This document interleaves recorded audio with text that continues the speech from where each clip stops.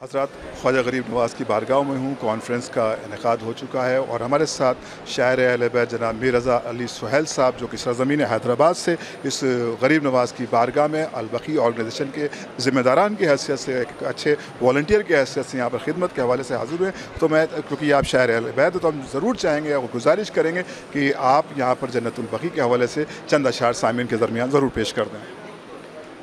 सामीन अस्सलाम वालेकुम। ये मेरे लिए शरफ़ है कि ख्वाजा गरीब नवाज़ की बारगाह में हाज़िरी हुई है और ये मेरी शहज़ादी का बेहद मुझ पर करम है और यहाँ पर मेरी हाज़िरी हुई है। जे इस ज़ेल में जो इंहिदाम जन्नतुल बक़ी के ज़ेल में आप सबके पसंदीदा 4 मिसरे में पेश करने की सआदत हासिल फरमा रहा हूँ। हमारे हाल पर नज़रे करम सरकार फरमाए,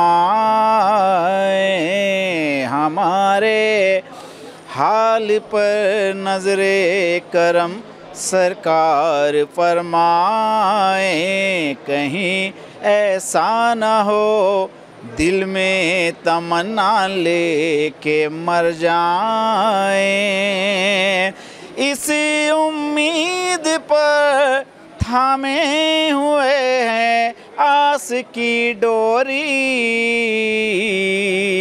बख़ी तामीर हो और उसके हम मज़दूर कहलाएं, बक़ी तामीर हो और उसके हम मज़दूर कहलाएं।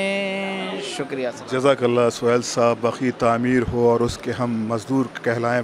पूरी दुनिया में आपका ये ख़ता मकबूल होता है और ज़ाहिर है कि जब जन्नतुल बक़ी की तामीर की बात हो तो इस तरह के अशार, इस तरह के ख़ता हमें तक़वियत देते हैं और हमें हौसला पैदा करते हैं कि हम ज़्यादा से ज़्यादा प्रोटेस्ट कर सकें। और बिलख़ुसूस हम पुरसा पेश करते हैं निज़ाम जन्नतुल बक़ी का इमाम ज़माना की बारगाह में अल-बक़ी ऑर्गेनाइजेशन की जानिब से, उनके तमाम अरकान की जानिब से।